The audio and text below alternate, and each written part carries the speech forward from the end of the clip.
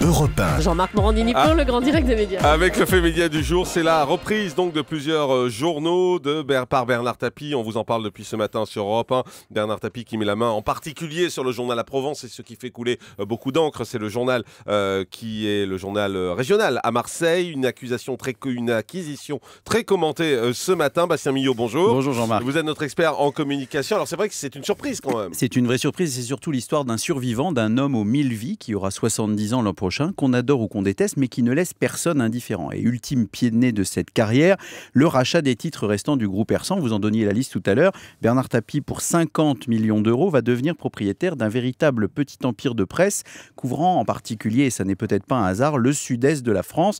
Le sud-est de la France, et notamment une ville chère à votre cœur, Jean-Marc, Marseille, c'est justement là qu'on lui prête des intentions politiques, et notamment une possible candidature à la mairie en 2014.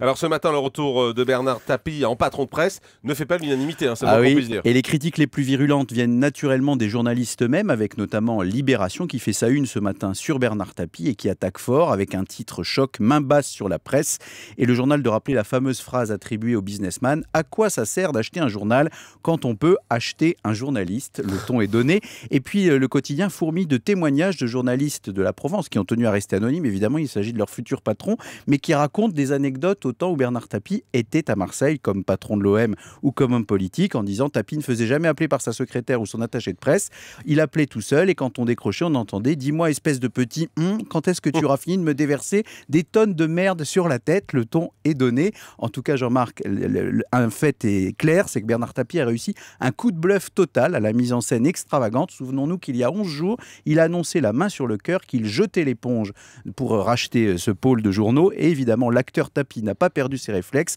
Le bluffeur et l'homme des coups de poker est de retour. Alors, en tout cas, ce qui est clair, c'est qu'en matière de communication, Bernard Tapie est vraiment un cas d'école. Et oui, parce qu'il a un côté touche à tout et une capacité à rebondir qui en fait plus le héros d'une success story à l'américaine. En France, on aime les parcours linéaires, un peu discrets. Bernard Tapie, c'est tout l'inverse. Il a été chanteur, comédien, présentateur d'émissions de télé, de radio, président de club de foot, homme politique, ministre, même un passage par la case prison. C'est une bête médiatique sans équivalent. Il y a un deuxième point fort de sa communication, c'est qu'il n'est pas consensuel et qu'il le revendique. Il n'a jamais fait l'unanimité, mais il n'a jamais quitté la scène médiatique, ne voulant jamais raccrocher les gants. La presse rappelle donc ce matin ses démêlés judiciaires, ses nombreuses résurrections, ses retours incessants, mais il fait toujours parler de lui. Et puis à chaque fois, à chaque retour, il tente un nouveau coup de com', et celui de ce matin est très très bon, puisqu'il promet à la fois dans une lettre au conciliateur qui gérait ce dossier de rachat de journaux qu'il ne briguera pas de mandat électoral, mais il indique quand même que s'il par hasard il ne tenait pas sa promesse, il revendrait ses actions à son associé Philippe Hersant